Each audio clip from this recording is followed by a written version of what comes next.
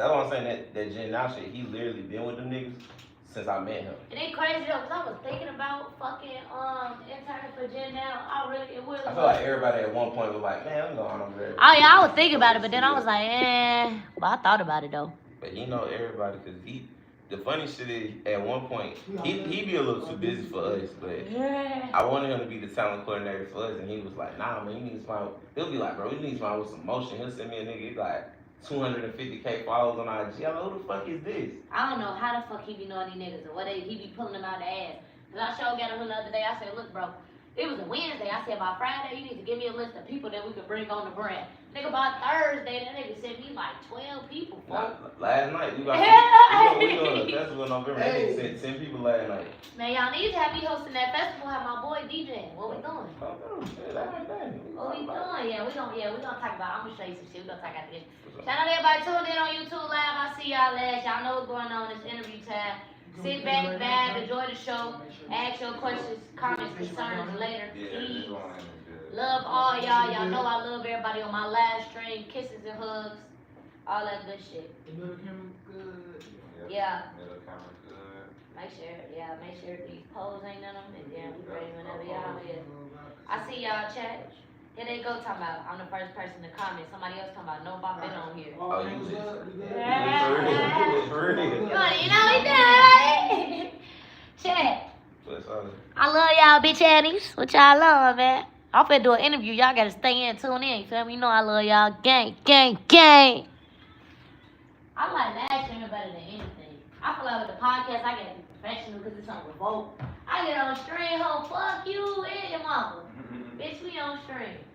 Can't fuck up the corporate sponsorship. Nah, yeah. We gonna talk about but when it comes to streaming, though, it be like, man, I'm doing whatever, man. I don't even, damn, what's in. Alright, we sound good on the, Yep, sound good. Everybody speaking directly into their mic. Yeah, that's perfect. Alright, If your voice carry, you smooth. You really yeah, I was gonna say, cause this voice actually deep and loud. You know, some people come on here, they be whispering and shit. Yeah. I be damn, twin man up. Alright. I'm good. Oh, you can start recording. You up? Please, wait, I don't know what it is, but whatever, the audio shit, you remember? Yes. Yeah, alright, bet. See, man, we need y'all help. We gonna talk, but we need all What you this. talking about? Alright. We need y'all help. So I'm gonna intro the show, I'm gonna do a story time, then that's when I'm gonna introduce you as a guest, and we're gonna go from there. Pleasure. Alright. Audio speed. Damn, we got 30 people on stream already. Chat, what the fuck it do, twin? Camera speed. Okay. Alright, good. We on you, okay, good. Yo, what is the audio board on? That's recorded too? Yep. I bet. Yo, what it is, gang? I say, yo, what it is, gang? It's KK on the check-in for KK's Corner. One more time, man, just because we on the one and only Revolt Podcast Network. Shout out all my Revolt family, what it do? It's KK on the check-in for KK's Corner. As y'all know, man, how I start every episode of KK's Corner, every podcast with a story time. Now, this week, y'all, my team might not agree with it, but I'm going to do it anyway. This week, I'm giving y'all a story time about a podcast guest from hell. Yes, a podcast guest from hell, okay? Buddy hit me up, you feel me? He like, yo, I want to come on your show. I'm like, cool, sent him a price sheet. He picked the price, paid the fee, came on the show. Now, I can admit my flaws. You know, I'm a young stud. I'm still a girl, young tenderoni. I can admit my flaws. I was irritated and tired the day we did the interview because it was 4th of July weekend and I had like 7, 8 events back to back. I was tired. So we did the interview, but it was half-assed. So I'm talking to my main cameraman. He's like, yo, look, hit dude up. Tell him let's re-record it. I really don't like the way it was. It's not a good look on you. It's not a good reflection of your brand. We're not putting that out. I'm like, you know what, bro? You're right. Thanks for being a great friend. We're not putting that out. So I go and DM Buddy. I'm like, yo, man, let's go on here and reshoot the video. You know what I'm saying? The energy, the vibe just wasn't right. And he knew it wasn't right because the interview was only 15 minutes. Y'all know I'm a yapping ass hoe. I be talking for like 30 minutes to an hour. So you know when I tell you 15 minutes, it really wasn't talking about nothing. I don't even think I had story time, you feel me? So I hit him up, I'm like, yo, let's reshoot it, let's reschedule. But he tried to act Hollywood on me. He act like he didn't want to reschedule, reshoot it. You feel what I'm saying? So I'm like, all right, cool. I'm going to just send you some of your money back. We're going to be done with that. He like, alright, cool. We get on the phone, we talk about it. I send him his money back. 2 weeks later, he come hit up my DM. Yo, what an interview, banging my DM down. I'm like, Brody, I already sent you your money back. You already know what it is. Cool. Last night, came and messaged me again for the, what? Now this is our third conversation we had about. The first conversation, we wiped it out. I sent you some of your money back. The second conversation, I'm like, why you hit me up when I already sent you your money back? So now the third time he hit me up, I just didn't text back. Because now I already blocked him on Instagram. Now you texting me out different numbers, you feel me? You were low-key on some stalker stuff. And y'all know I'm the only female host. I'm still a female. So with y'all being males coming off like that, it's still kind of like, hold on now, man. I might gotta pop his ass. You know what I'm saying? So I just say that to say, man, look. And we ain't making no threats, no violence, man. Y'all know we on Revolt. We talking about in GTA. But still, though. So my podcast guest from hell, it's all love, my brother. But leave me alone. You feel what I'm saying? We did our business. I sent you that back. What's done is done. I just had to tell y'all about that as a witness line. Everybody watching the witness. If I disappear or something happened to me, you ain't gonna say no names, but he did. But enough of my funny shenanigans, though, even though it's a very serious story time. Let's go ahead and introduce my guest of the day, man. Today on KK's Corner, we got Big Jock in the building. What's cracking? You feel me? Atlanta's own event curator, filmmaker, A&R, and educator. Oh, man. He's the man behind Creatives After Dark, the agency and production company he started back in 2015 while still in high school just to put his people on.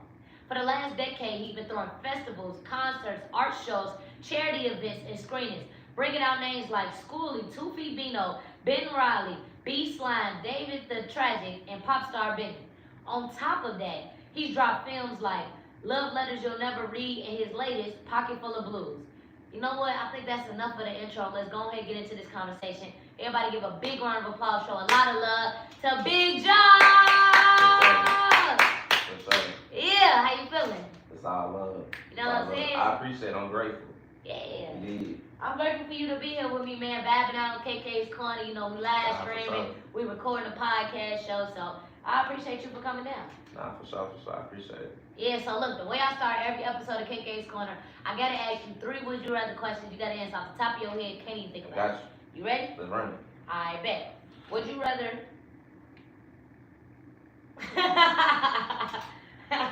Would you rather sell out a film premiere in every major city or sell out a 10 music festival tour?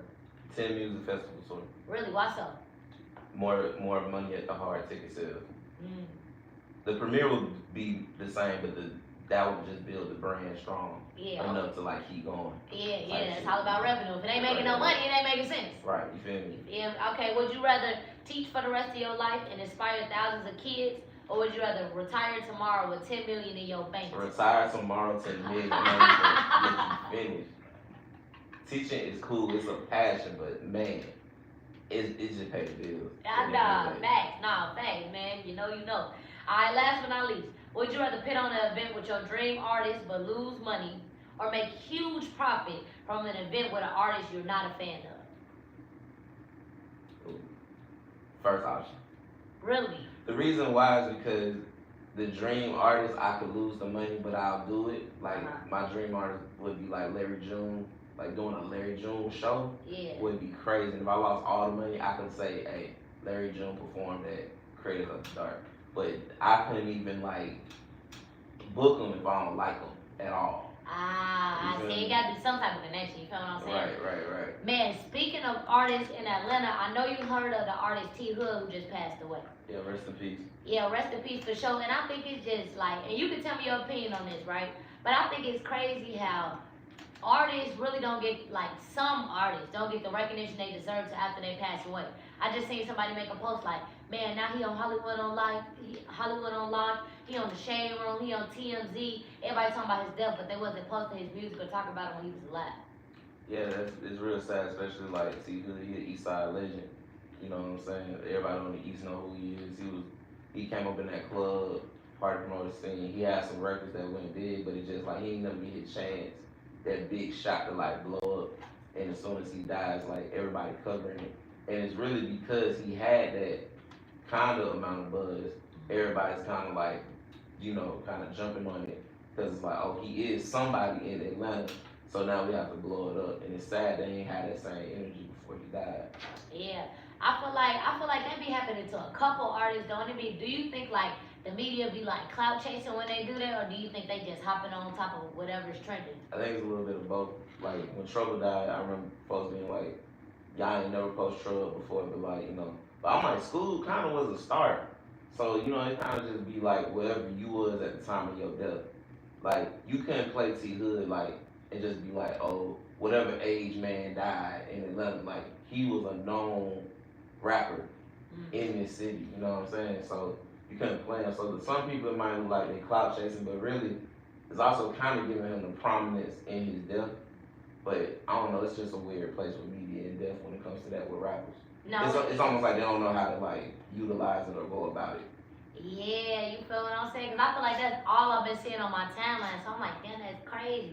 And somebody like, man, they just not posting when he passed. They ain't did that when he was alive. I'm like, man, I can say the same thing about certain platforms with a lot of rappers. Like, I feel like that's just, unfortunately, that's just the negative way the world is, bro. I mean, the media's just negative anyway. Like, you know what I'm saying? I just read yesterday, dude died. Man got killed. Man's dead. Like, and they said his wife was like really dealing with a heart. And yeah.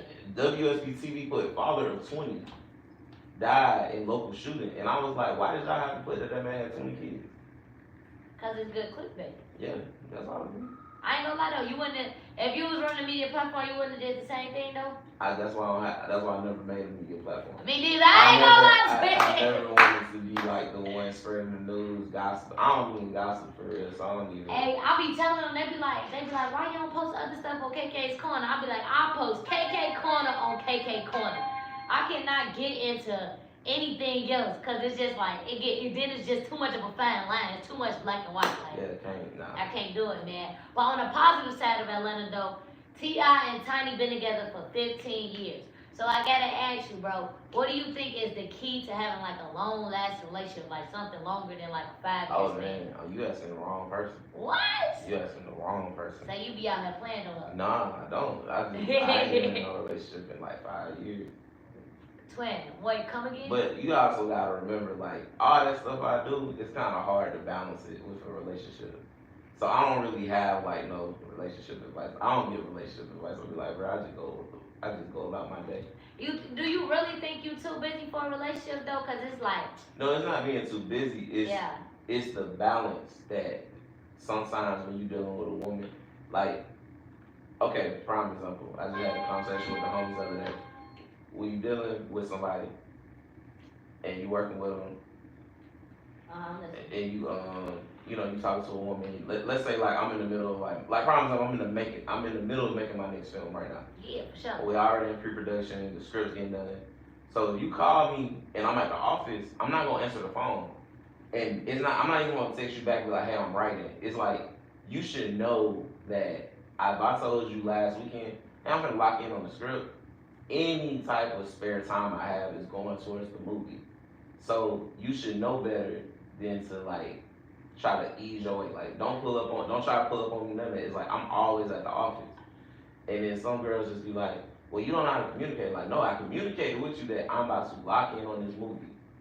That means I'm not breaking up with you or I'm not trying to be done dealing with you, but understand that the movie is the purpose right now. Yeah. Everything else is secondary. Nah, that's true though. Like, I ain't gonna lie, I heard somebody say like, take a look at people who've been together for 50 years. I bet you ain't none of them successful. And when they said that, it kind of fucked me up. That ain't all the way true. I'm like, that ain't all the way true all the time. But they basically trying to say that love can be a big distraction on the way to your purpose. Nah, for sure. I tell the homies that all the time. I seen dudes like bringing up real money and then they fell in love and they just had to settle for whatever.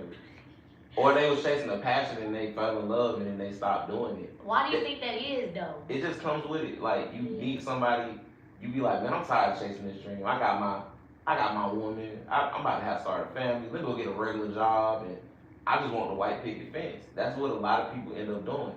And for the folks who just out here chasing it you just gotta know, like, it might be a long time before you find your person. Cause you're gonna be chasing it every single day. Yeah, You feel me? do you ever think about shit like that? Like, damn, like, when am I gonna settle down? Like, you got an age you wanna get married? I think about that every day. Yeah. But I also tell myself, like, when it happens, it's gonna be so fire because it's gonna be unexpected. Age, I can't put no age on it because I was telling somebody the other day, it was like, yo, do you ever think you're gonna retire and make movies? I'm gonna make movies till I die. Okay. So, I don't know when I'm gonna get married. It's gonna have to come. It's gonna have to be when I'm not making a movie. Oh, what? So that's basically never, because you just said you're gonna make movies till you die. Exactly. Alright, yeah. So look, man, let's go ahead and dive right in. You started Creatives After Dark in high school, right? In college. Oh, in college. In college, but it's not that far off. So I graduated in 2012. Uh-huh. I started CAD 2015 while I was at University of West Georgia. Okay. I'll be hosting parties at West Georgia. I'll be down there turning up. They pretty cool down there. Yeah, shout out to Carrollton. Yeah, shout out Carrollton for sure. Y'all police crazy, but y'all school be lit when I come party with y'all, you feel me? But I say all that to say, like, what inspired you to start this brand at such a young age? So what happened was, it was a couple local like indie rappers that was my age that I was cool with, and what happened was they wasn't getting booked, and I was like, why y'all not getting booked? I didn't understand that world yet because I kind of had went through the party promoter kind of stage of life where it's like you just go see the parties, you managing a rapper, you take him to the strip club first. Like I didn't really understand the whole showcase thing. So when people was telling me like, bro, I'm not getting booked, I'm like, how you not getting booked? Go work at the strip club. It's like, nah, listen to my music. I don't listen to the music. It was more like the J. Cole-ish, backpack rap. I was like, oh, you can't go perform this in the strip club. So I was like, where they usually perform at? So they would say like, oh, Apache, Cafe, some venues down by GSU. So I went to these spots and I would ask, yo, how can such and such perform here? Oh, they gonna have to pay $200. They gotta bring 20 people. I said, man, that's crazy. I said, hey y'all, don't worry about it. I'm gonna go throw a show, and I'm gonna put all the unknown dudes on there. And we ended up doing it at 585 Wells Street, which is now Ambient Plus Studios. But we got bad deal with them, double book. So we went up to the street on Peter Street, went to Dream Cafe. These spots be all about their money, man. Right, Dream Cafe don't even exist no more. It's where Parlor is now on Peter Street. But Dream Cafe was like a vegan smoothie shop. Probably held like maybe 40 people max. And we had 150 people come out to that very first show to watch all them dudes perform. Because at the time, Atlanta was like kind of, you had like that party promoting thing, you had beer and tacos, you had the small showcases going on Edgewood and Peter Street. But if you was like a college student age, you really either like had to fit in one of them crowds or you had nowhere to perform. And we kind of felt like, I just always been like that rebellious. I was like, oh, we just gonna go do our own thing. Like, we don't care. Like, and it was no diss to nobody. We just was like, bro, we're gonna do our own thing. To this day, I still operate like that. I don't really like to partner or collab. I'm like, bro, I'm just gonna do my own thing. And I've been operating like that since then. I agree, you feel what I'm saying? And like, I ain't gonna lie, that's hard, that's dope. I love the fact that you did your own thing. But like, damn, still to this day, no collaboration. No. If you come in with the bag, see, that's the difference. That's the Okay, difference. Jack. Corporate sponsorship, yeah. Corporation come in, cool. Yeah. We can talk splits. Yeah. We can talk percentages. But what I cannot deal with at all is like ground level, like trying to work together. Which I have collaborated with a lot of people over the years. But in the beginning, I was not trying to join nobody's club. I felt like we needed our own club. And Creators After Dark, I mean, if you, like, I'm not even trying to be funny, but if you look at from, like, we celebrated 10 years this year. Yeah, that's major too. And we're one of the only event companies still around that was with that original 2015 crew that still throw events. You know what I'm saying? We never gave up, so.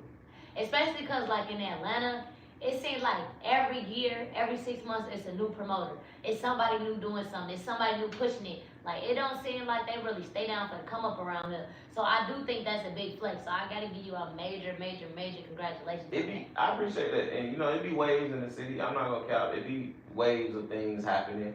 And what you gotta do is you either gonna go with the wave or you're gonna stand and work on your brand. And sometimes you ain't gonna have a good year. We had bad years.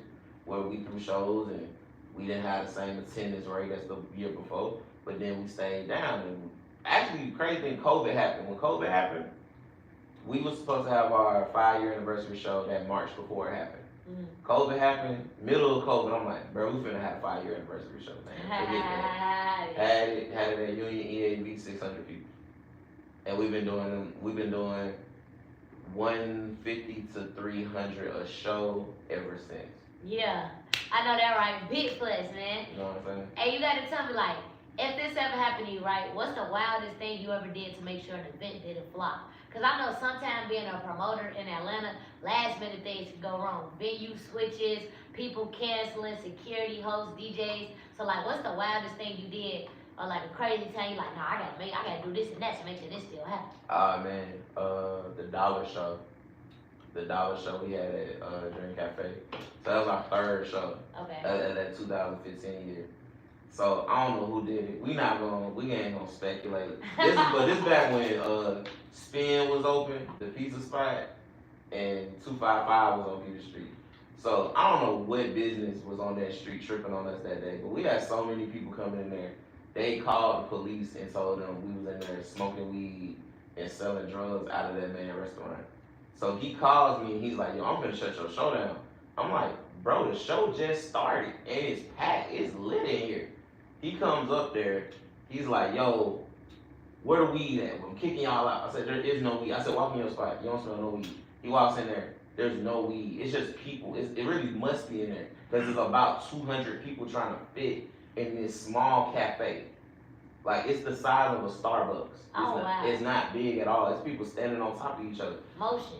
And it's so crazy that I guess he forgot all about it because he ran back behind the register and was like, yo, who want a smoothie? I'm like, he sold out of everything he had in the restaurant. Hey, when he got there, his business mode came on. Like, nah, fuck that. Hold on, I'm gonna get that money. But I had to like run up and down the street, like try to get the other owners to tell them like no one's smoking weed in our spot. It was crazy. Like, if I was young, if I was really like smart, I just wouldn't even care. I was like, bro, come shut it down. I don't care.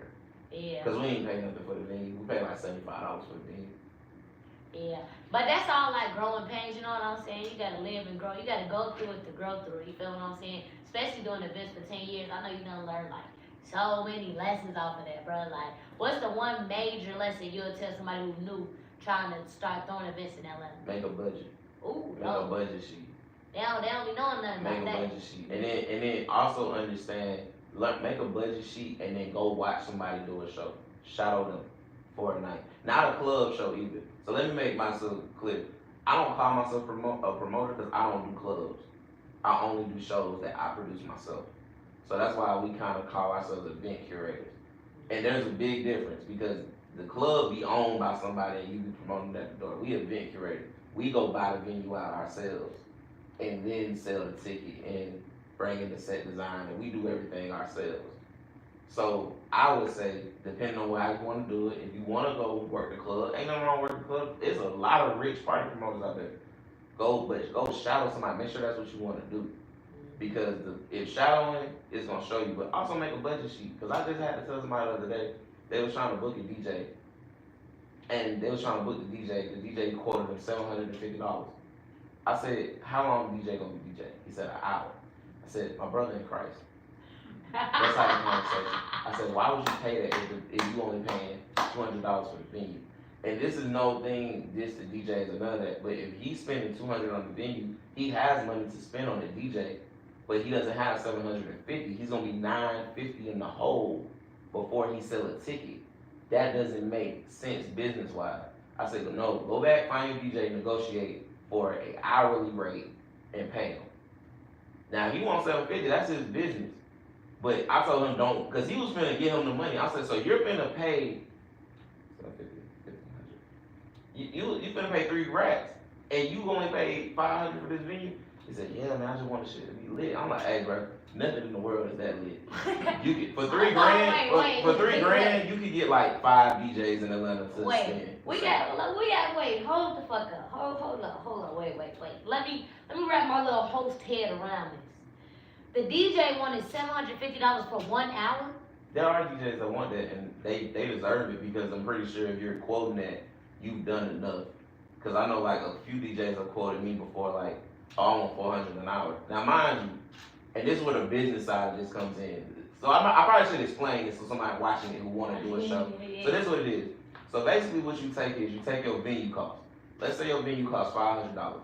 That means at $10 a head, you have to get, $10 a head, you have to get 50 people to show up and spend that $10. That's how you make the money, right?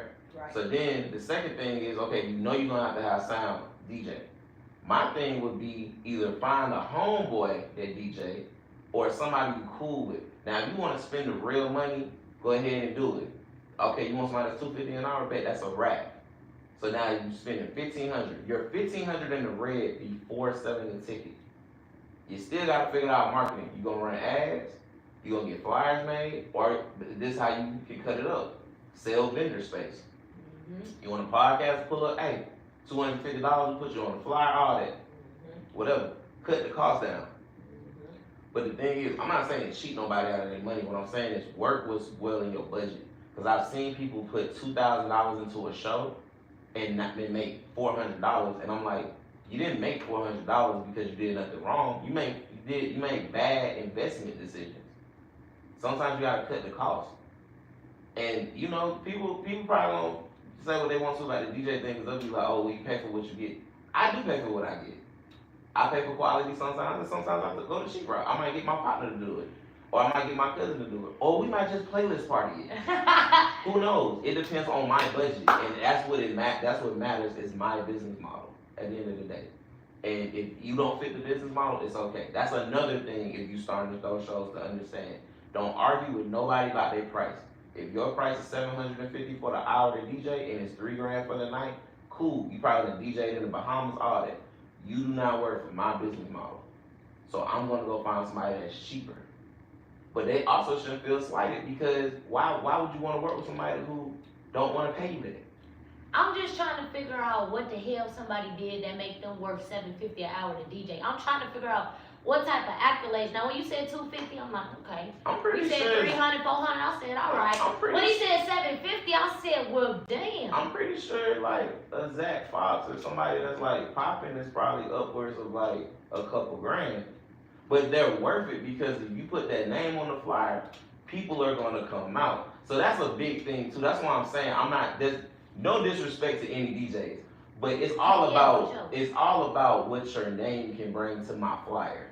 If I do Crazy After Dark, I'm gonna have sounds by such and such. Then if you come to me after and be like, hey bro, Jock, hey man, I want 400, I want 500 an hour.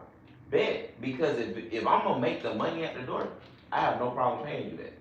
So the accolades of their price being high depend on the value of their name and how much people can attract to it based off of that. No, that's not what I'm saying. Oh shit, I thought I had it. That's the politically correct way of explaining it. But what I'm saying is, I don't argue with no one's price. I let them, you can quote me whatever you want to, but at the end of the day, I have to do what's best in my budget. Facts. And I can't overpay you. Like, I always tell people when they quote me something, I be like, nah, that's not gonna work. They're like, nah, I can work with. I said, no, you don't understand. That money's not gonna appear out of nowhere. So I'm just going to withdraw my bid and like I'll just go work with somebody else. I said, well, when I get the budget right, I'll come back to you. You know what I'm saying? Facts. That's why when people hit me up and they try to book me as a host, I'll be telling them like I work with all budgets. Like I got a price, but then I got a price that I do. You feel what I'm saying? You need to stop doing that. Real quick. You need to stop doing that. Why? Do not work with all budgets. What? Why not? The problem with working with all budgets is when you come down to it, people are going to take advantage of it. And this is the thing. Prime example, if you get booked to host something and someone pays you $300, you cannot take a $75 booking no more. Why would you do that? Because then they're going to hear it and they're like, why I pay $300 for that?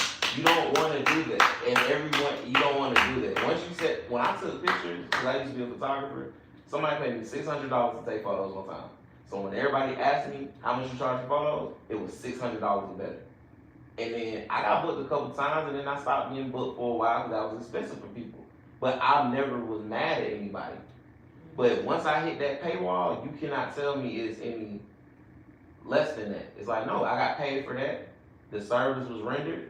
That is my current rate.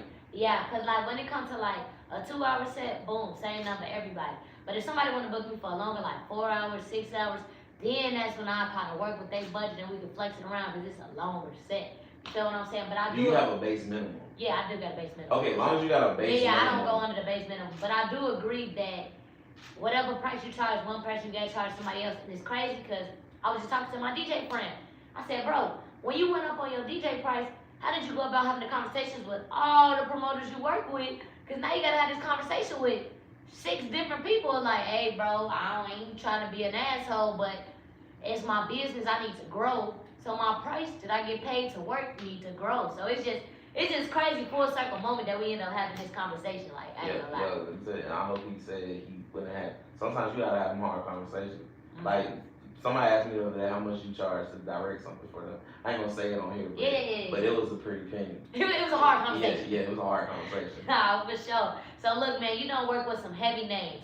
Which artist brought out the craziest crowd? Like, which artist brought the most people out? It was vibey, everything. It's not even, he ain't even, it's so crazy. He's not even like like, I don't want to call him a local artist. My boy Spence, Sky Spence, man. Shout out to Spence. The Union show we talked about. Yeah. Bro brought out 75 girls. And then they got on stage with him performing. Shout out to that boy Spence. Damn, alright, shout out Spence for sure. Yeah, he need to start making music, but he hard. Yeah. He hard. Go listen to his project, Let a Bad Bitch Be Herself. Oh yeah, I know that right, man. Shout out Spence. So you gotta tell us about your third film, Pocket Full of Blues, Money Can't Buy Happiness. What inspired this film, and what's the one scene that's your favorite scene? Like, which scene you was like, this the hardest? The party scene. The party scene? Yeah. So what inspired the movie was went through a breakup. It kind of hit home, and then I wrote a stage play. So we hosted the stage play first, and once the stage play got adapted, people got mad about the stage play because I could only do it for one night. It cost $1,700. I wasn't doing that shit twice. Yeah. So then I took that, and then I went to adapt the screenplay and turned it into a movie. And it's really good. It's about just a moment in time between two people that's dealing kind of like what I've been dealing with, too busy type shit. And then what ended up happening was the party scene was at my venue, the Blue Room Studios, that no longer exist. But that's my favorite scene. Yeah, for sure. You talking about you wrote about a breakup, you had to write this bitch a minute ago though, because you said you ain't been in a relationship in 5 years. I mean, still be having the moments. You get a little bad, alright. Black people, boy, I'll tell you about it.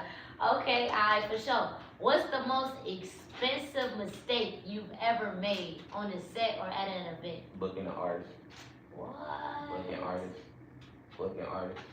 Yeah, book somebody you spent a lot of money, you didn't get a return on the investment. Nah, this is what happened, man. No, that's not the most expensive mistake I made. The most expensive mistake I ever made was not having a full agreement with the venue. So center stage, I don't really fuck with center stage. I don't really do nothing with center. Oh my man, I really don't do nothing with center stage. Center stage is cool. It's a cool venue for people to book. I like them and whatever. But one of the biggest issues I had with them was they have these secret fees for stuff, and they don't tell you they charge for it.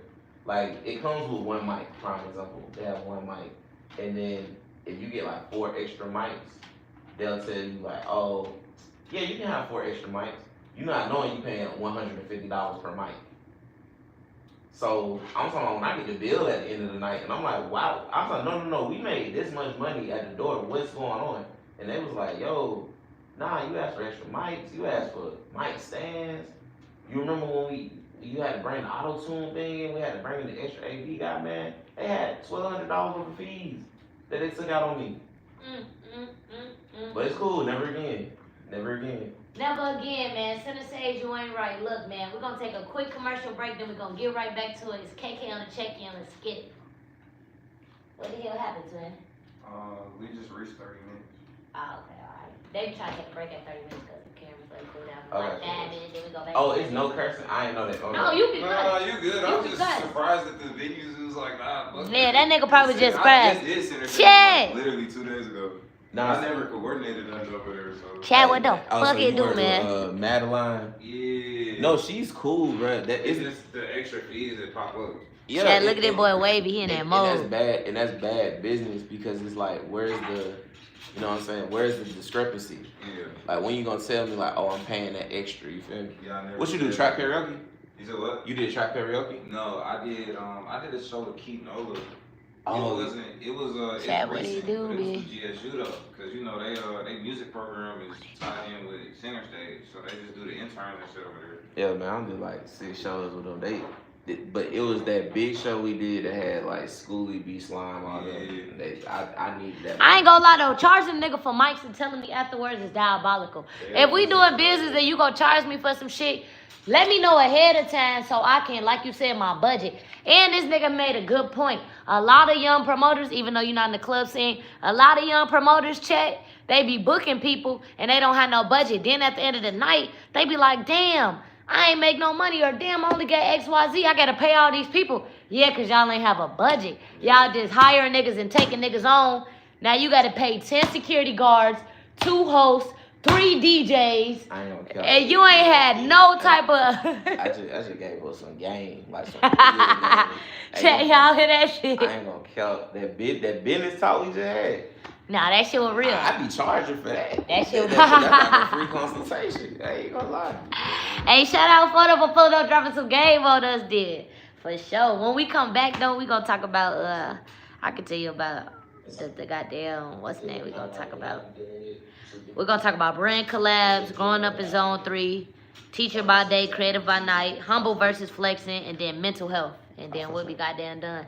I like when people come on my podcast show, I like to get into a little bit of everything. You feel what I'm saying? I like to make that shit really interesting. Like, I know some people do interviews or podcasts based on like one topic. And that'd be cool. But my mind, I be wanting to know so much, folks. I can't talk about one topic for 20 minutes. Oh, no. I'm happy you changed this. I could, man, the numbers, I could talk about numbers all day. I just love work. I just had to like build the whole like sheet out for our festival in November. Yeah. The little budget sheet. Yeah. Yeah. On Phono Grade. Chat, we in this motherfucker, man. We get 8 likes on YouTube stream, feel what I'm saying? I've been seeing the numbers go up and down. Right now we got 14 people in here. Earlier we had like 35. I seen y'all last. Wavy, say what up to the stream, fool. What's up, y'all? Where you at with it? Chilling, just making sure we got good production value right here, cuz. You DJ? Yo, DJ, audio guy, Oh man, come on. producer. That nigga all in one. Come on, What that boy said? What Playboy Max said when Lil Baby came on this stream? You trying to take my people? Lil Baby was like, tell that nigga come work for me. Max was like, you trying to take my people? Hey, let's run that shit up though. Nah, me and Wavy will go crazy at your shit, especially you be having events like, what, I'll be up there hosting my little black ass out. Yeah, I gotta come to Birmingham, man. That's what we did. Goddamn, you pay that fee, we get on that road. Hey, Oh God, we get on that road. Hey, listen, We hopping Wavy truck like, Wavy, what we doing? We ain't taking that Audi down to Birmingham, nigga. We take that Audi to Birmingham. We gonna have to tax them because then we gotta pay the gas in that big L, dog. We might go. We gotta take the truck, nigga. We gotta take the truck. We ain't even gonna do it like that. Taking that motherfucker. That shit about to take half a tank there, man. We be filling up one time. Bro, that ain't nothing. I'm about to say I'm from Tuskegee, so. Oh yeah. Oh, you from the lane? Yeah. That nigga don't see. I'm from Chicago, folks. But I've been out here since like 2019 because I just graduated from Clark, Atlanta. So I came out here for school, started my business, and I was like, bitch, I'm staying. I'm from Tuskegee. I went to school at Alabama State. Word? Yeah, so I know all. Bro, I've been all in 307. You know what the fuck really going on. Yeah, down there in Tuskegee, man. Like Alabama, a whole different world, man. Alabama's Chat, y'all been to Alabama? It's little pockets in the like that. Chat, y'all been to Alabama? Everybody comment. Let me know if y'all been to Alabama. I'm about to say, man, it's home in a different. They talking about I look like a toothpick. But you on my live, so suck my dick. Suck my. You know what I'm saying? You know they be trolling. You definitely able to curse on here. Yeah, you could be you, bro. You start small just a little bit, but you can. He trying to get a picture for the cover art. Oh, I got you. Yeah. Hey, this nigga funny as fuck. I don't know. I ain't got my balls in my mouth. You know what I'm Yeah, saying? Twin said, No, hey, Chad. Chad, Twin said, hey, damn, you don't want me to sound no more? I understand why. I be like that. So I say, Cause I ain't got no those in my mouth. Just make sure you get a good picture for the cover art, though. For them. For sure. Chat y'all, lad. These niggas crazy. They said, is we filming? Yes, we're filming a podcast. We currently on set of KK's Corner. Got Big Jock in that motherfucker. Feel what I'm saying? We got 3 cameras. We come professional, come trim for revolt. Y'all like my set, you know. Big Clark, Atlanta, you know, the best fucking HBCU on the wall. Man, I was supposed to go to CAU, man. Yeah, y'all heard the chat. Yeah, you feel me? Everything went wrong. Big CAU. And then this nigga went to GSU. You know what I'm saying? That's crazy. You ain't want to go to school in Bama? Nah, not for real. You want to steal? This nigga from Detroit. Yeah, man. I'm ready to go to ULA. I'm gonna go to Still. I went to state, bro. I went to state, I'd rather go to the University of Alabama, nigga. Ain't no point to go to Still, man. I had been to Tuskegee. Tuskegee, the time. I heard Tuskegee be turned the fuck up. It's During homecoming. Yeah, during homecoming is turned. Outside of the year. You know how it is, man. The thing be quiet. It be quiet down I there. fuck with it though because it's quiet, but that's a different life, bro. It's not like Atlanta at all. I'm telling y'all got that one club. Yeah. Y'all got that one club in the bar. In the cut, nigga. Man, it's like a juke joint. Hey, bro. We went down there on That the shit trip. been there for years. Type of freak ass shit y'all be doing Yeah, over there you with You that see club. Key Valley? Yeah. You see how it's built? Yeah. It's the same shit. It's down there in Tuskegee. Chad, what the hell be going on down there in Tuskegee? Yeah, I'm single. I'm single. I ain't gonna lie. What's up? You know what's up? I know exactly what this shit is, bro. Yo, bro. I'm single, Chad. Hey, nigga, this nigga funny, bro. He talking about we stay on camera. Let me find out. KK got a girl dog. Hey. Chad, y'all really fuck with me. I do got a girl dog. Y'all starting to remember shit. Hold on. My little bitch upstairs. My little girl upstairs. Yeah, I got a girl dog. Her name London. Yeah. This camera right here is good. Yeah, what it look like? So we can make sure. If it needs like 5 more minutes, give it like 5 more minutes. Okay, you get 5 more minutes. Okay. Yeah, I don't wanna. We be trying not to. Alright, so what happened is sometimes the cameras are overheat. So what we do is at 30 minutes we try to take like a 10-minute break and then we go back into it. Straight, listen, you talking to a filmmaker. I already Yeah, know. you already know. Yeah, you already know. Straight Bro. me. But look, Oh, yeah, I've been in your spot, that studio on East Point, right? yeah, he was fucking Oh, with I you. know you, I was bro. out there. Bro, I knew you look familiar. I know him already. I've been a couple times. Yeah, he was talking good It shit was, about you. Tina have introduced to y'all. Tina. That's right, you came to the, bro, I was like, this nigga look familiar. Yeah. Hell yeah. Yeah, he came to Chad, when you found your cousin at the Yeah, event. we ain't in there no more. Where we at now? We over in the West End, so that's where our office at now. So we got an office in the West End, but that venue is connected to, that's where I throw my shows at now. Okay. So you can still pull up and do some shit. So you make movies and do showcases. I do everything. We do Yeah. stage plays, Yeah. everything. You're real. It's that artsy shit. We gotta lock in. I'm finna show you some shit while we got damn wait. Chad, I'm finna show her some of my hosting videos. We gonna see if he fucking with it. Oh, for sure. We gonna see what he think, I Chad. said something. If Tyler stamps you, I ain't gotta see nothing. You straight, like we. Bro, we and locked who in. the fuck, like, is Tyler part of the fucking mafia? Like, Tyler. what about this nigga do we do? Mind you, we never met Twin in person. Y'all never met Tyler? We He be never on the phone, he don't be trying to met hang this out. nigga. You know what's We crazy? do not try to hang out. I said something and was like, Twin, is we gonna like meet? And he was like, oh, if I get off work early If enough. I get out like that's literally what this nigga talking about. He's like, oh my God. And y'all know I'm a hard working little nigga. Y'all know I go to work 35 hours a week. I got you locked in. I got them last stream 4 days a week. I be in the club. I thought I was hard working. That nigga don't bullshit, man. But Like, the thing is, bro. I respect him so much for it. Hey, it got to the point he said, Tyler stamped you.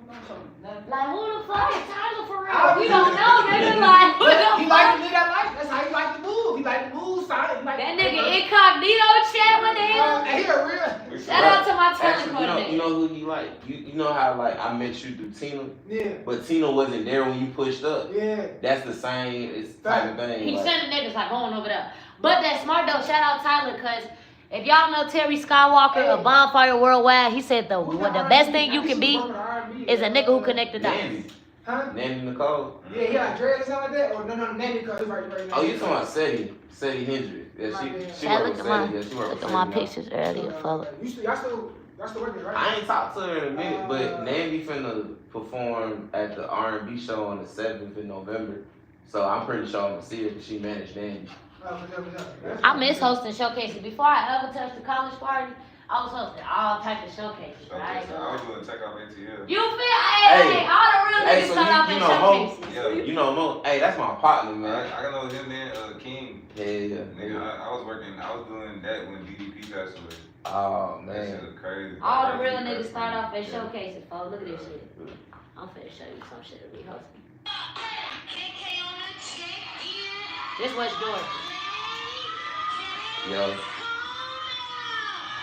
What is it? Now that's what Georgia. Where is that out there? That's in the club. Now that say something big. Oh, that's 31. That's a club 31. That's my move. Oh, that's so good.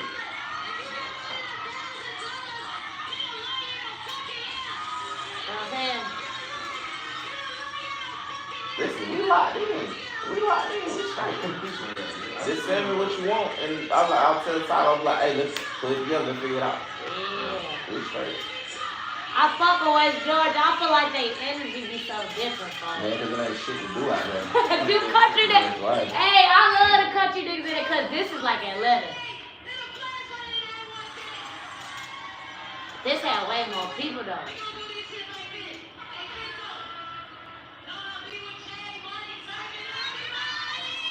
It's just like different venues get your ass different vibes. Bro, you be coming out nowhere with that shit. I'll be like, fuck, I'll be trying to find music.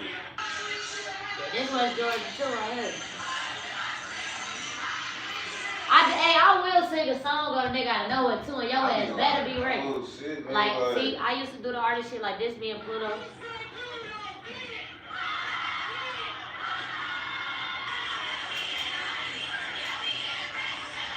I miss hosting the artist shit, folks. You gotta let me know something, man. Nah, I got you. Me and Wave do a little crazy combination too. Like every Wednesday night on stream, we do a live DJ host set. You feel me? So he be on stream. We do a lot of bookings together. Listen, bro. Tyler co-signs you. You straight. Bruh, Tyler, nigga, if you watching this, cause I don't even know if you watch the fucking stream. I don't know what this nigga sees. Hey, Tyler, let me tell y'all something. Tyler is the secret weapon of Atlanta. Like, Nobody know. I'm the only one. If he ain't never pulled up on y'all, I can't believe he still pull up on me. Twin. It's to the point where we asked this nigga to have a meeting. That nigga told us to FaceTime him. Yeah, he don't push up. I All was you like, do is go to work. All you do is go to work, go to the studio. That's it. I was like, you know what? All right, I got you. You know what I'm saying? Like, straight up. Straight up, but he'll take a call though. Like you can have a good 30-minute meeting with the nigga.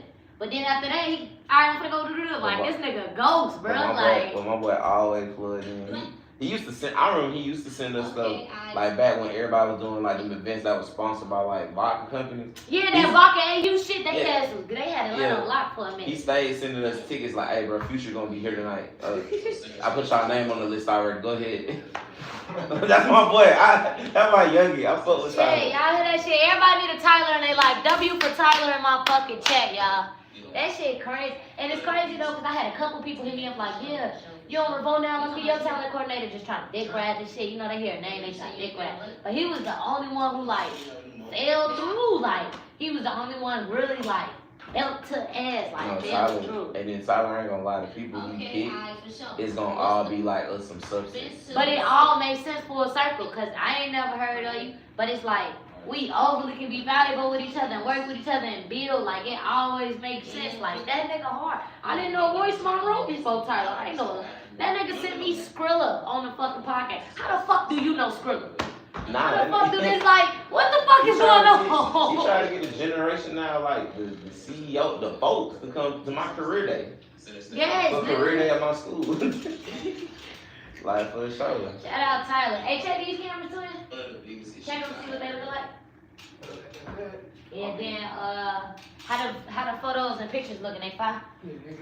Yeah. Chat, y'all know we be working. We finna get back to the interview though. I know y'all ready to see the rest of this shit. What this one look like over here? This one's good. That one's good. We just need to Y'all was just waiting on this one right here, right? That was the one, yeah. And what it's looking like now. You know, I don't know how to really tell that shit. we're good on They don't say it's going, what's the name no more, JD? Chat, we finna get back to the interview, y'all. We just making sure the camera's straight. I don't see any messages on that one. Yeah. Cause he could. Oh, yeah, and on the bars went down. Remember y'all taught me how to look at the bars? Like how long it took? So really didn't take 10 minutes. Really, How long has it been since we've been talking? I was trying I to don't know, maybe about like 10. I don't know, folks. We talk about where everybody from and how we know niggas. I don't know, folks. It's probably been like 10, 15 minutes. You from Chicago? What part of Chicago? South Side. How you know I'm from Chicago, folks? You just had it. You was like, I'm from Chicago. What? Yeah. The South Side? Uh-huh. What And part then of that nigga South from Detroit. I'm from the Hundreds, though. Like, I went to school in, like, Harvey and shit. Like, I went to the same high school Juice WRLD went to. You feel me? Long Little Juice WRLD. Yeah. You from Detroit? What side of Detroit you from? West Side. Okay. I remember you telling your people, yo, you got some famous folks in On Finkel? Finkel. Yeah. Y'all niggas chopped it up for real. When I meet somebody, I'm gonna talk to them about the Yeah. shit. You know what I'm saying? We all, you know. That's how You never know how everybody connected. Like, prime example. Like, the Tyler literally texted me last week and was like, hey man, it's this podcast, man. They got partnership report. I think it'd be 5 people that talk about the movie. I said, cool. Yeah. And then I looked it up. I was like, oh, it's cool. I gonna do it. Cause he was like, you straight. You like, I'm like, nah. I'm gonna go do the podcast. I'm gonna come right after work and go do it. Yeah, facts. And I made sure I was on time. And we appreciate the love. We appreciate you for pulling up. We appreciate the hospitality, all the free game you giving on the podcast. Like, don't nothing with me never go unnoticed or unappreciated. You know what I'm saying? So we appreciate that shit. We're good over here. Audio speed and camera speed. Good. For sure. So we back? Let me know. Somebody count me down, man. We're on the middle view. Okay, middle view, count me down. On 3. 1, 2, 3. Yeah, and we back, man. So look, we gotta get into these brand collabs. You feel what I'm saying? In the past 10 years, you've been doing a lot of moving, connecting a lot of dots, putting a lot of pieces together. So, you were a part of the campaign for Jordan Flight Essential Hoodies. How did that come about, and how did it feel seeing yourself in a global brand? Man, shout out to my homegirl, Ossie. Like, I love you forever for that. That was so fun. So we actually met on Clubhouse on some crazy shit. Yeah. We met on Clubhouse, and I had put out my book, my second book, The Play Don't Care Who Make It, and somebody bought it for her for Christmas. Mm-hmm. So me and her linked, and then we met at the Atlanta Streetwear Market in person. And then after that, we just, she literally, but this is crazy, this is how it went. She calls me one day randomly like, hey, Jock, I'm gonna tell you to delete something off your Instagram today, and then check your message request this week. Cool, I checked the message request, it's from a company, and then the company, they email me, they get on the phone, it's like, hey, so our client is Nike. What size do you wear? I said, what size? I'm thinking she's trying to get me to shoot the content. She's like, oh nah, what size you wear? You're gonna be in the campaign. Yeah, so we was on the sneakers app, I was on the Jordan Essential site, like, that was hard. Shout out to Ossie hard. Say that forever. That's my partner. That's what's up, bro. I know that was like a crazy. What did you have to delete though? I'm sorry. Like, what did you have to? I had did something for my birthday. I had did some like just some hood birthday shit.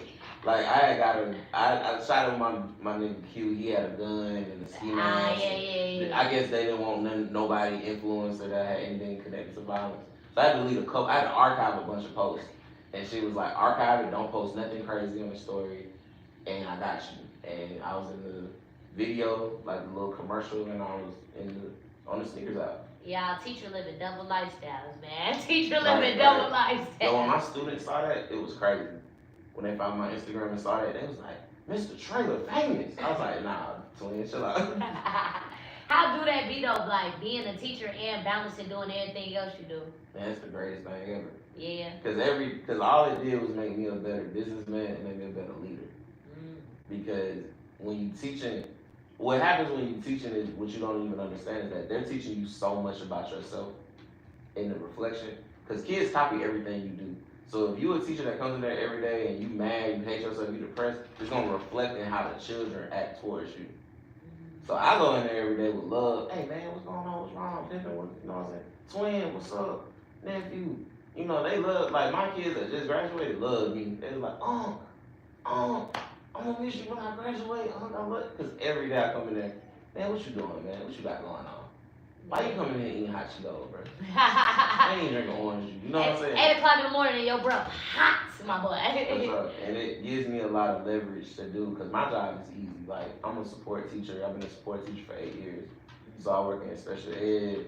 I do culture, which, so there's no such thing as ISS, in school suspension, no more. It's called culture now. That's how we deal with discipline. So yeah, That's a little fucked up that the new word for ISS is called culture. That's not a little crazy to y'all? Well, it's climate culture. So the climate of the school is based on the culture. So they'd be like, okay, support the culture, make sure we keeping a good culture in the school. But the school I work at now, like, the kids aren't bad at all. Like, I have no bad kids. The school I left was horrible, and it's closed down. So. Damn. Yeah. Well, what do you think would be harder, like managing an artist or managing a classroom? Managing an artist. I can go in any school in Atlanta and manage a classroom. At this point. Yeah. Managing an artist is hard. I manage 5 artists, and they are all headaches in their own ways. Yeah. I know you say, like, when you teaching at the school, like, it's a good reflection, you learn things from the kids. Like, what's that one thing that you learned from one of your students that you probably didn't expect? Patience. How so? Patience and empathy. Because I had this one kid, man, that just smartest kid I've ever worked with, straight A student, but the behavior was just out of control 24/7. And one day I sat him down and told him, I said, look, bro, I feel like, I don't even tell people this, I feel like you can be anything in this world. I feel like one day you could be the president if you really wanted to. But even the president gotta follow rules, bro. And you gotta and he got his act together, man, all the way toward the end. And I cried when he walked that stage and you know what I'm saying? And his mama, I helped, cause he got his mama and his daddy, and he like, but I definitely hugged him and cried on his shoulder, like, oh, this is my son. I raised him since he was in 3rd grade, like, cause that boy that was a journey to get him across that stage. I never really thought about the impact that teachers really have on you, especially when you say, like, you've been with him since 3rd grade, he graduated 8th grade, like, that's a long time. Like, I never really, like, realized, like, how important or valuable educators work, so you kind of just see it. I ain't gonna lie. I tell their parents all the time, like, these my children. I be with them 40 hours a week, so these my children. Y'all take them home. I deal with them all day. Yeah. These really my kids. Nah, for real though. At that point, nah, for real though. You really mine. Yeah. Like, I tell people all the time, like, you got some kids? I say I got 347. Nah, for real, bro. And then it's like you managing so much, from the artists to the kids to the filmmaking. Like, you really the GOAT out here. You feel what I'm saying? Like, you juggle a lot. That's a lot to juggle, man. Especially, like, that's a lot. Then you got events on top of that. You feel what I'm saying? That's why getting married is impossible. Yeah, like, what is your mental health routine like dealing with all of that? You just gotta take some time to yourself. Like, I have non-negotiables. So my non-negotiables is, like, on Saturday, I don't answer the phone. I put my phone on D&D on Saturday morning. Saturday morning after the work week, I get up and I have a routine. I go to the track over at UC Conley at College Park Stadium. I walk the track for an hour. Then I go home, take a shower, and I do whatever I want to do the first half of the day. Anything after 12 is like, okay, I can get to business. But from at the time I wake up about around 5, 6, 7 in the morning on Saturday and Sunday to 12, I do whatever I want to. So you one of them people that be like, gotta wake up at 5 a.m., get your day started in. Make your day great, make your week great. Wake up at 5 a.m., set that alarm early. Well, I just always have woke up early, and then when I started teaching, my body never goes off of teaching time. Like, I could be at work at 7:30, so getting up at 6:15 has been nothing the last 8 years. Yeah. Have you ever hit a point of burnout?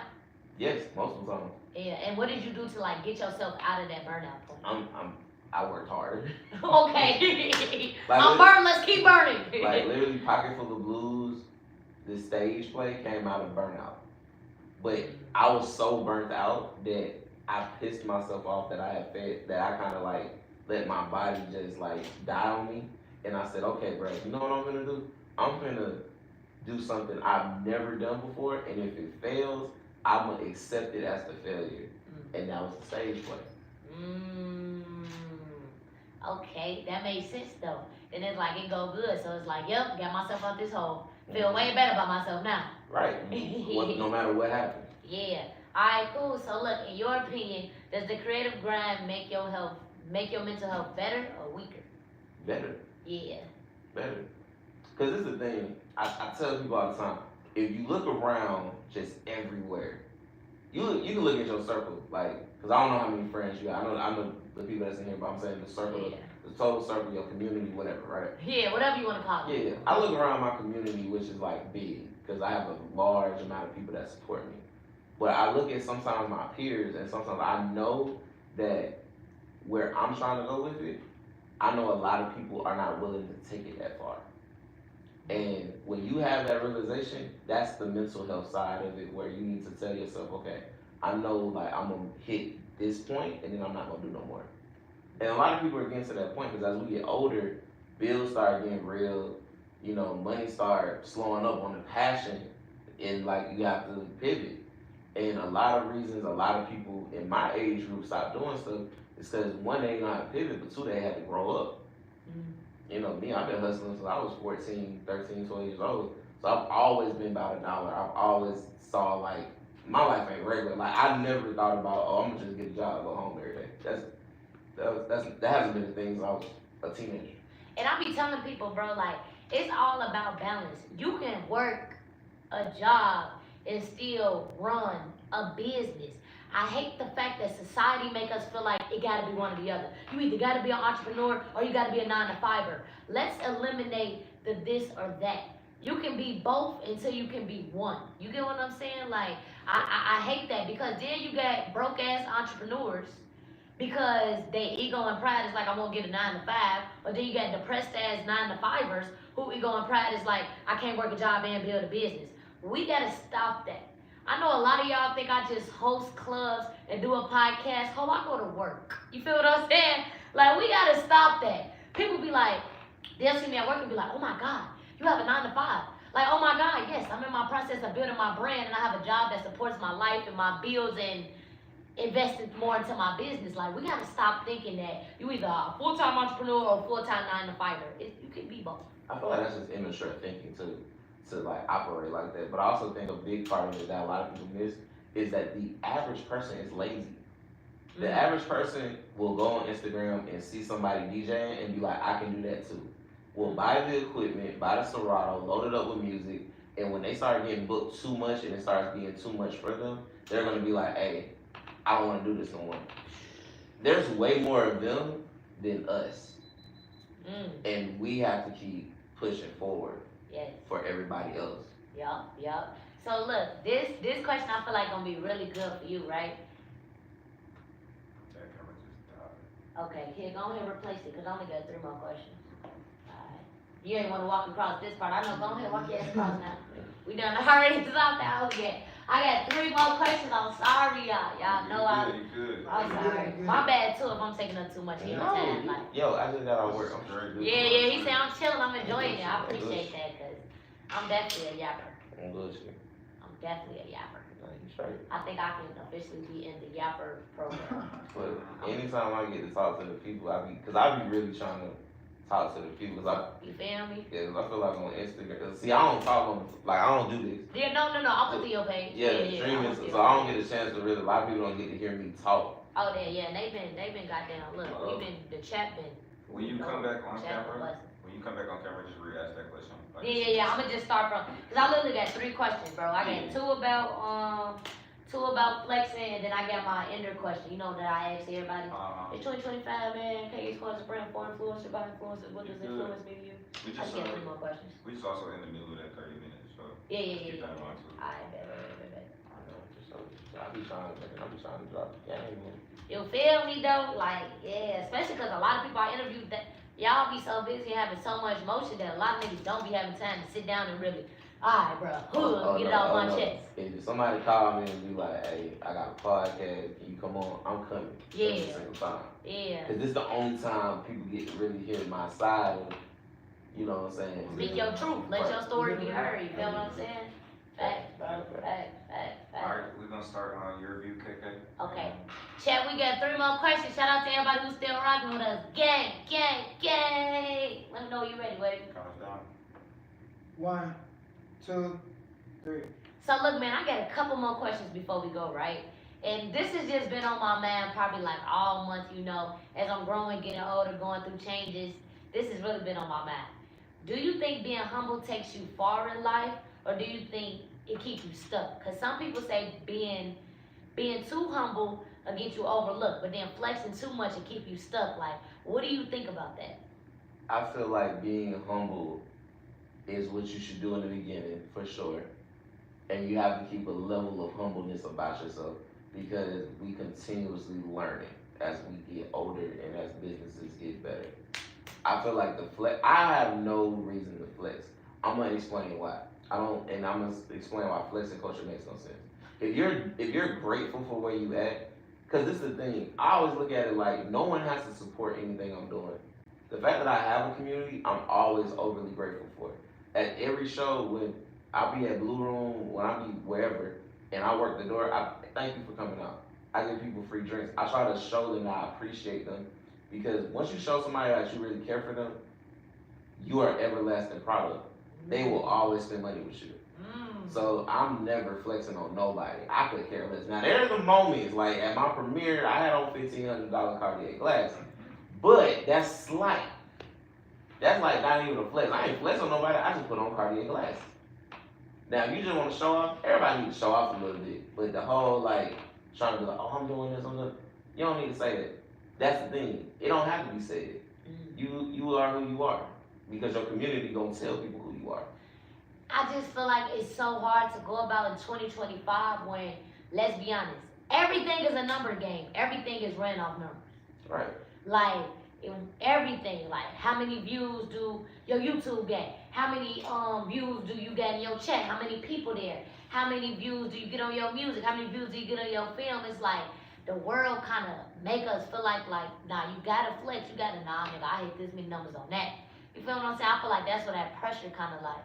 But then that's also peer pressure, and you can alleviate that by just focusing on yourself and your brand. Prime example, I keep myself busy.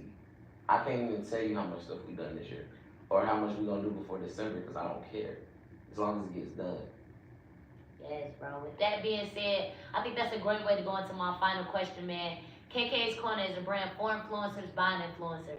So with us living in 2025, what does influence mean to you?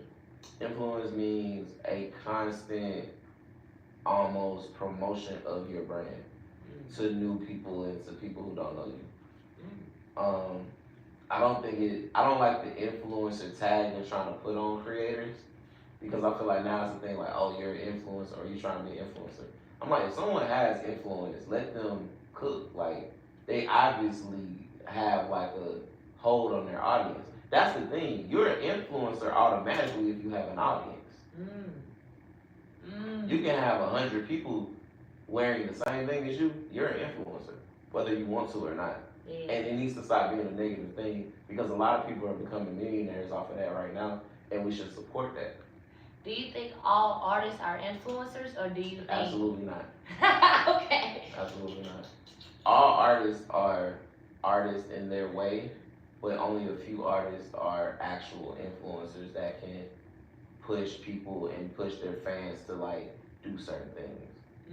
You know what I'm saying? Yeah. Like I said earlier, I'm a huge Larry June fan. So like all Larry June talk about is positivity, drinking orange juice, drinking green juice, biking. He promotes a healthy lifestyle. He had a bike run for his album promo. Okay. That's what I'm saying. Only somebody who is an influencer as an artist can do that. Yeah, okay, besides Larry June, name 2 other artists who like probably like good influences. I think you name 2, I name 2. I'm gonna go with What you mean by good influences? Let's good influences, nigga. like just to like to I the kids, think or like they're just to the general, just to the world in general. Like I can name an artist right now who's bad influence. Okay, but I can also name 2 artists that's good influence. Like what's that dude we met? La Russell. La Russell is positive hard. influence. La Russell's hard. Who else do I feel like is positive influence? Damn, what's another artist? You gonna name 2, I'm gonna name 2. I got La Russell for 1. I got Saba. You got Saba. Okay. You from your hometown? I've never heard of Saba. Saba from Pivot Gang? I've never had. Saba's like, everybody in the background is looking at me like I'm crazy. Saba is like one of the best rappers from Chicago ever. Care For Me, you never heard the Care For Me album? I've never. You gotta listen to Saba. They like look him up, and like looking at me like I'm Saba crazy. Is hard. Ain't no disrespect, gang. Gonna photo him and check you out. Yo, Saba is hard. I love Saba and Payroll Giovanni. Yeah, give me one more. Give me one more artist who you feel like got positive influence. Like, oh, I say Herbo. Herbo got positive influence. He do a lot of giving back. You know what I'm saying? He got a mental health program for Chicago. I like Mike from New York. Mike. Yeah, it's like Mike in all capital. His music is really fire, but like the stuff he talks about is so real. It's just like average nigga music, but it's hard. It's so hard. He's really dope. But nah, you have to. You can't get off that. Saba agenda. You tripping? He can't get off that, bro. Hey. Saba makes the most positive music I've ever heard. I cried listening to Care For Me. I saw him when he came to Atlanta to perform and cried during the performance.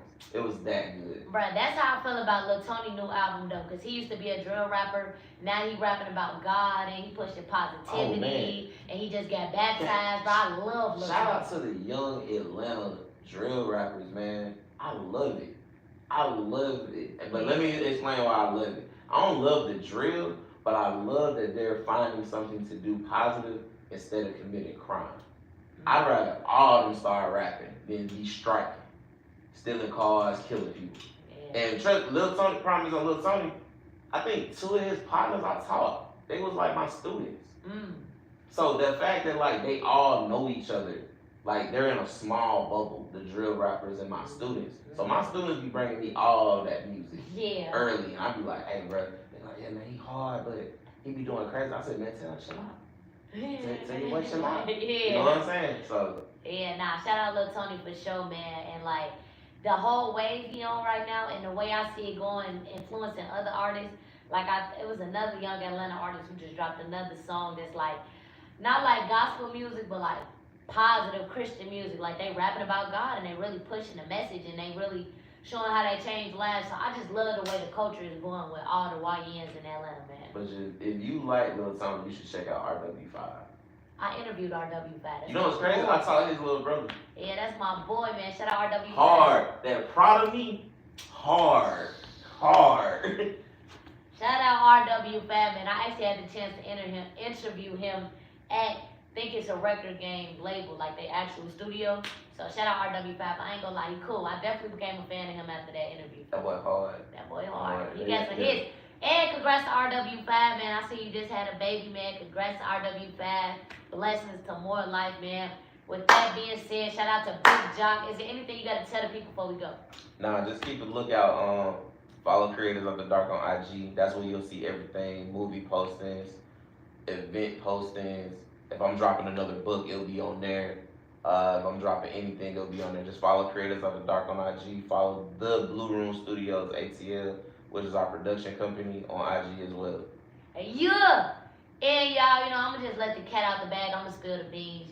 Girls can't hold water. Y'all going to see me hosting some of his events real soon, man. Sure. Probably 9 times out of 10 going to see my brother DJ Wavy up there with me as well. So with Shout out to Tyler.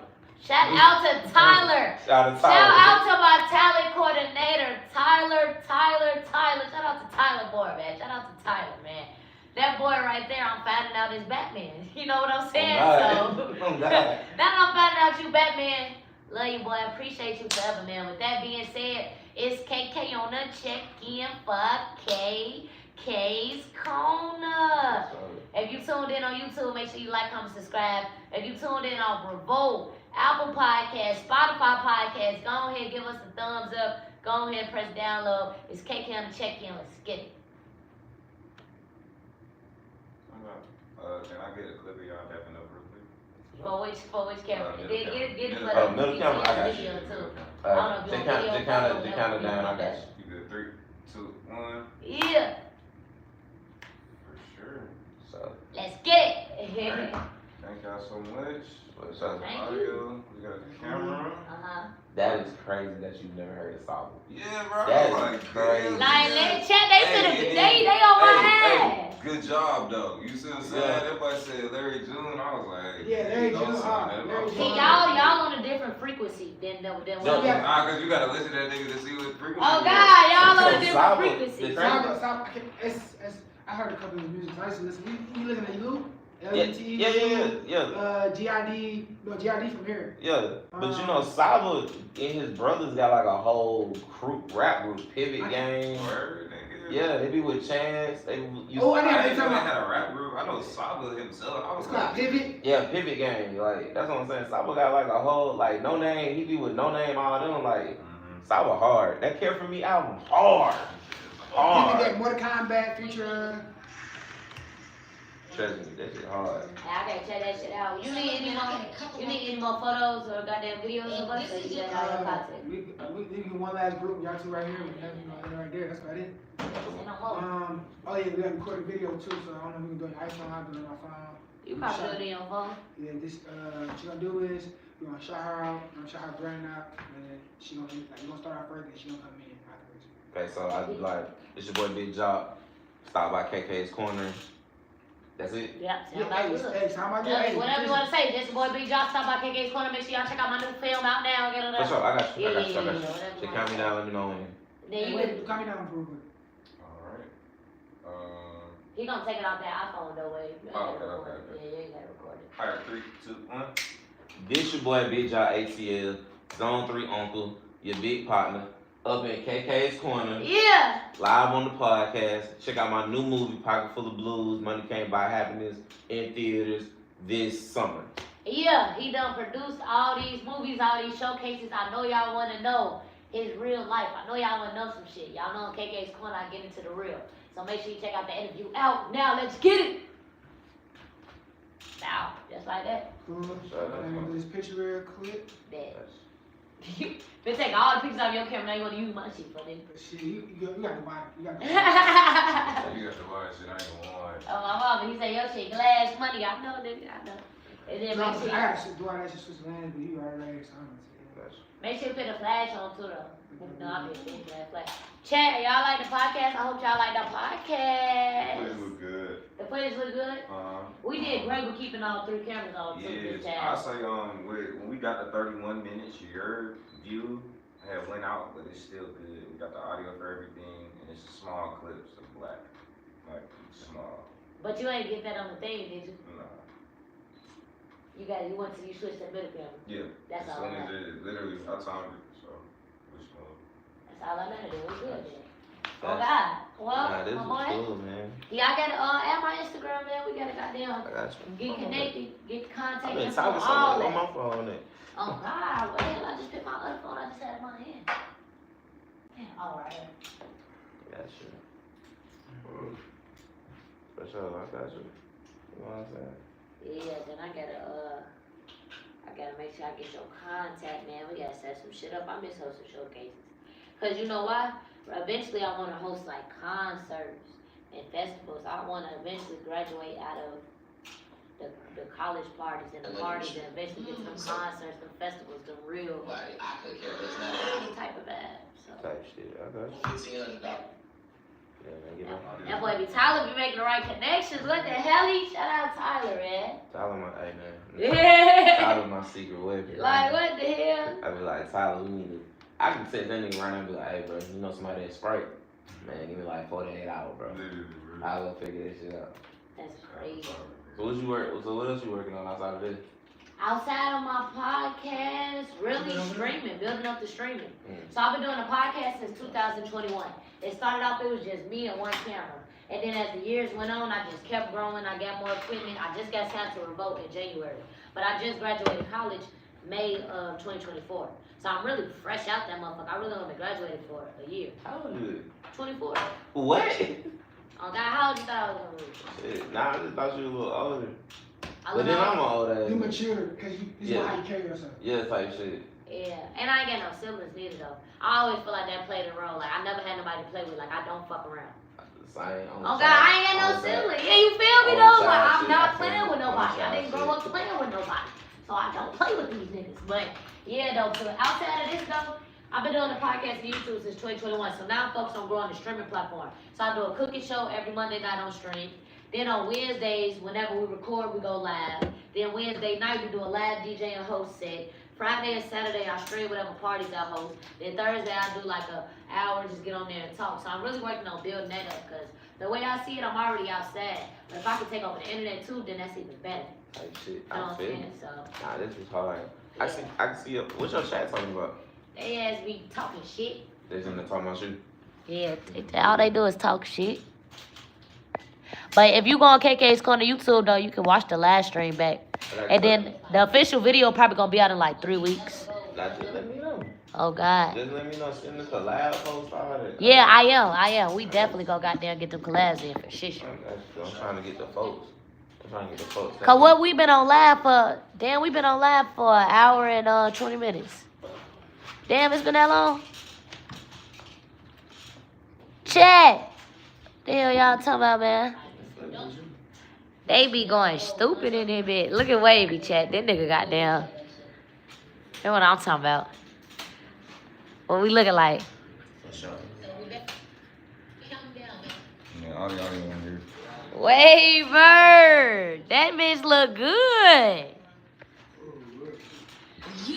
At first, the project we was working on was this damn audio board. Man, Cause we used to, bruh, that was the biggest project. We got that on camera too. What, the audio board? No, the days of us trying to fix that shit. Chad, I want to show him the views, so I'm finna end my live because I want to show him the views. I'm kind of interested to see what we did too, because I know we do thousands of people at night, but I want to see what we did in the middle of the day. So I'm finna end my live, you feel what I'm saying?